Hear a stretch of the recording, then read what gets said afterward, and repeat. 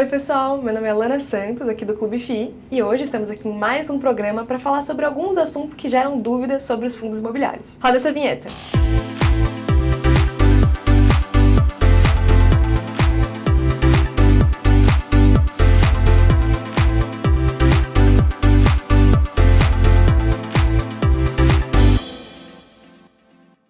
Hoje o assunto é um que você com certeza já se perguntou. O que vale mais a pena? Comprar um imóvel ou investir em fundos imobiliários? Aqui tem alguns pontos bem importantes para levar em consideração. O primeiro é o investimento mínimo necessário para cada um desses investimentos. Quando a gente fala em imóveis, o investimento mínimo é o quê? Entre 150 a 200 mil reais, um imóvel aí até barato. E isso considerando que você tem esse dinheiro aí parado na sua poupança, sem contar um financiamento que você pode ter que fazer para comprar esse imóvel, que incorre em juros, então fica o valor muito mais elevado. Quando a gente fala de fundos imobiliários, você consegue investir em um imóvel a partir de R$10, que é o preço de uma cota, se você investir em um fundo de tijolo, por exemplo. Então, por isso, os fundos imobiliários são um tipo de investimento em relação aos imóveis muito mais acessíveis, muito mais democráticos, porque você não precisa de um valor muito grande para começar a investir em imóveis através dos fundos imobiliários. O segundo ponto é a burocracia envolvida na compra de um imóvel. Se você já comprou ou vendeu algum imóvel, você tem alguma ideia de como é burocrático e complicado fazer essa transação. Você precisa encontrar uma corretora, um corretor de imóveis, imobiliária, ainda tem algumas taxas que você precisa pagar, é um monte de coisa envolvida, e inclusive o processo de encontrar um comprador para o seu imóvel, ou no caso de você querer comprar, encontrar um imóvel que você queira de fato. Quando você compra um fundo imobiliário, basta você ter uma conta numa corretora com algum dinheiro disponível e você já pode comprar a sua primeira cota de fundo imobiliário para chamar um imóvel de seu. Então, é muito menos burocrático. E quando você compra um fundo imobiliário, você está dando seu dinheiro na mão de um gestor, que é um profissional qualificado, para que ele cuide desse trabalho. Então você terceiriza essa burocracia para alguém que sabe o que está fazendo e você pode só comprar e esperar o dinheiro cair na sua conta. Um terceiro ponto que é muito importante é o risco envolvido nesse tipo de investimento. Quando você compra um imóvel, e aqui eu estou supondo que você não é nenhum magnata do mercado imobiliário que tem aí um vasto portfólio de muitos imóveis no seu nome. Então, caso você vá começar a investir em imóveis, você provavelmente vai comprar um ou dois ativos. E nesse imóvel que você investir, você vai estar colocando todo aquele investimento inicial grande que a gente falou anteriormente, de 150, 200 mil reais no mínimo, alocados em um único imóvel. Então, concentrado em apenas um investimento. Aí, supondo que esse apartamento, essa loja comercial, essa casa na praia que você comprou para botar para alugar, fique vago. Você vai ter que, além de ficar nesse período pagando o condomínio, pagando as taxas do imóvel, você ainda vai ficar com a sua receita de aluguel igual a zero. Isso, nos fundos imobiliários, muito raramente vai acontecer. Por quê? Dentro de um fundo imobiliário, apesar de existirem alguns fundos imobiliários monoativos e monoinquilinos, ou seja, com apenas um imóvel ou apenas um inquilino, a maioria dos fundos hoje em dia já são diversificados, ou seja, possuem dentro do seu portfólio mais de um ativo, às vezes até de segmentos diferentes, em que possuem dentro de si diversos inquilinos. Então, por exemplo, se você comprar um fundo imobiliário que tem um shopping, diversos shoppings, e uma das lojas de um dos shoppings fique inadimplente, fique com a loja vazia, não tenha ninguém lá alugando para montar uma loja. Claro, isso vai afetar um pouco a receita do fundo, mas é quase nada, porque vai estar diluído, diversificado entre diversos devedores e diversos imóveis. Então, o risco na compra de um imóvel para botar para alugar é muito mais concentrado e acaba sendo muito maior, porque você tem um grande patrimônio alocado e concentrado em apenas um ativo. Já nos fundos imobiliários, você consegue diversificar o risco entre diversos ativos e entre diversos devedores. Então, o ponto mais importante aqui é, se você investir em um imóvel e aquele imóvel ficar vago, você não vai receber receita de aluguel e ainda vai ter que arcar com os custos de IPTU, condomínio, seja o que for, dependendo do tipo de imóvel que você tiver. Já nos fundos imobiliários, caso aconteça alguma inadimplência, alguma vacância, isso não vai impactar tanto a sua receita, considerando que o fundo pode ter uma carteira bem diversificada entre ativos e entre devedores. E aqui cabe um ponto bem importante de ressaltar, que é a irreplicabilidade da carteira de um fundo imobiliário. O que isso quer dizer? Um fundo imobiliário pode ter, como eu falei anteriormente, diversos ativos, pode ter um shopping, pode ter uma laje comercial aqui na Faria Lima, pode ter ativos diversos que você, pessoa física, muito dificilmente, para não dizer nunca, vai conseguir comprar sozinha. Quando você imaginaria comprar um shopping center inteiro, por exemplo, ou então um prédio comercial aqui na Faria Lima? Isso é muito caro para uma pessoa física comprar. Então, um fundo imobiliário consegue fazer isso e dá acesso a você, investidor, um investimento nesse tipo de ativo. Um outro aspecto que é importante levar em consideração são os custos. No caso de um imóvel, como eu falei anteriormente, no caso do seu imóvel ficar vago e você não receber o aluguel, você ainda tem que pagar o IPTU, o condomínio e outras taxas que tem. Além disso, mesmo com o imóvel ocupado, algumas manutenções necessárias, ou então, por exemplo, se você tem um apartamento em um prédio e o prédio vai fazer alguma reforma, você, que é o dono do imóvel, também tem que pagar.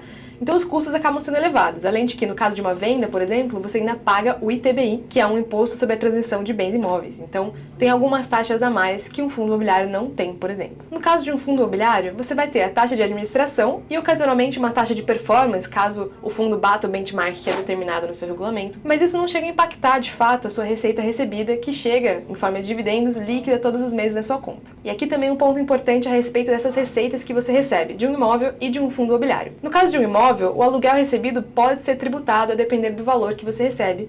No caso dos fundos imobiliários, independentemente do valor, os rendimentos são isentos, 100% isentos de imposto de renda. Então você recebe de forma líquida, isento de imposto na sua conta mensalmente essa renda. Uma outra característica é a liquidez. A liquidez, quando a gente fala de investimentos, bem simplesmente, é o quão rápido você consegue transformar aquele investimento em dinheiro mesmo na sua conta. Então, no caso de um imóvel, é um ativo que não tem tanta liquidez. Mesmo quando a gente investe tanto em fundos imobiliários quanto em imóveis, a gente pensa no longo prazo, pode ser que eventos adversos aconteçam e você pode precisar de uma parte desse investimento, seja para investir em outras coisas ou para pagar alguma conta imprevista que você não estava imaginando que ia surgir na sua vida. No caso do imóvel, mesmo que você só precise de parte do valor investido, você precisa vender o imóvel inteiro para conseguir ter acesso àquele patrimônio. E isso vai depender, claro, de condições de mercado, ou seja, de você conseguir encontrar alguém que queira comprar aquele ativo e esperando que ele queira pagar o preço pelo qual você quer vender. E se você precisar com muita urgência desse valor, mais disposto você provavelmente vai ter que estar a negociar esse valor para conseguir vender. Então é possível que você tenha que vender um valor abaixo do esperado